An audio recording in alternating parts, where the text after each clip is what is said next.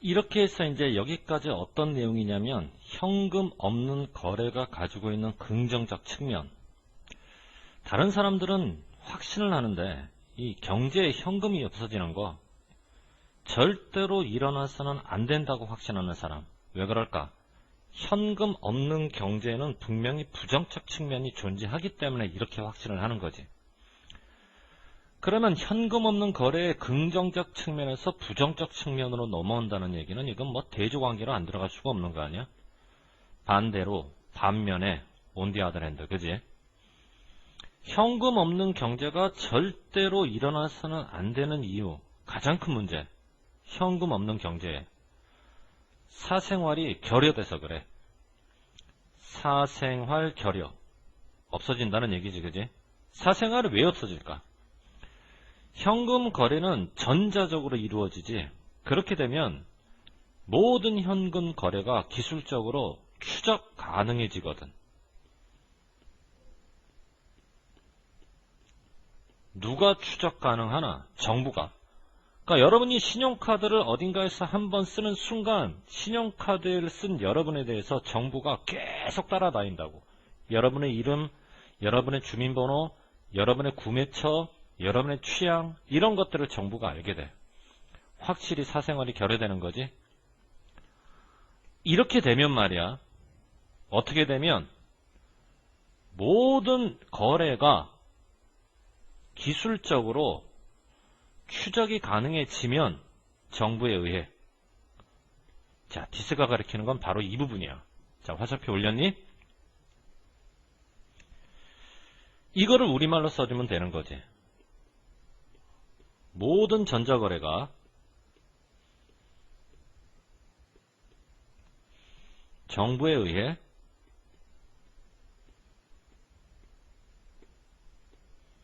추적 가능해지는 것.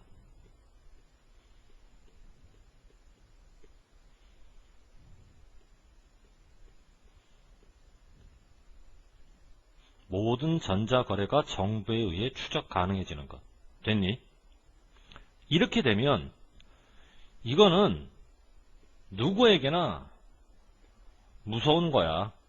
두려운 거고.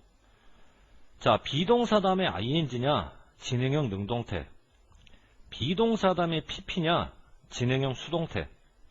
복잡하게 따지지 말고 뉴스가 충격적이다 할 때 샤킹 뉴스라고 하지 샥트 뉴스라고 하는 사람 없지, 그지? 이것도 마찬가지야.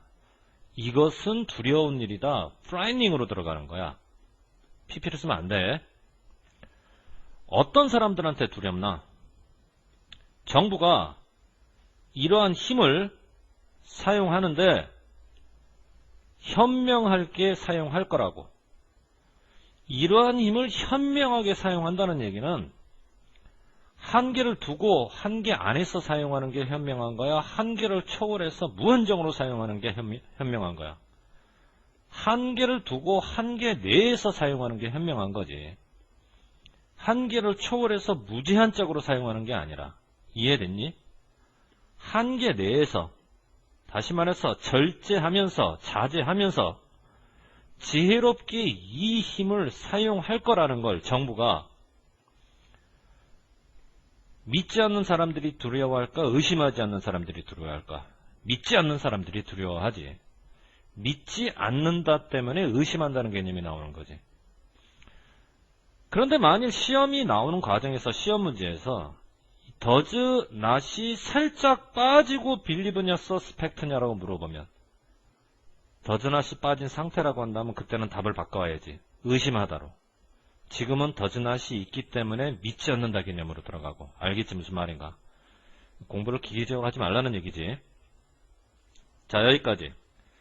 현금 없는 경제가 가지고 있는 첫 번째 문제점이 뭐니? 사생활 결여.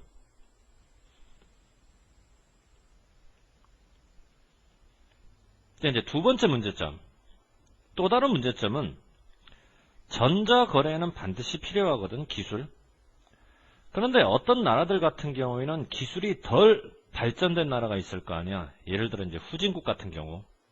그런 나라들은 전자거래에 있어서 앞서 나갈까 뒤처질까? 당연히 뒤처지지 않겠어? 어휴, 이거는 앞서 나가는 거다. 이게 뒤처지는 국가 간의 기술 격차를 얘기하는 거지. 근데 국가가 아니라 일반적 사람들도 마찬가지야. 평소에 친숙하지 않은 현대기술과, 예를 들어 나이 많은 할아버지 할머니들 같은 경우, 현금 없는 경제에 따라갈 수 있겠니? 따라갈 수 없으니까 이거는 불이익을 당한다는 얘기지. 그지? 여기서 두 번째 문제점은 뭐야? 국가 간의 기술 격차. 국가가 아니라 일반 시민이라고 하더라도 신기술에 대한 부적응.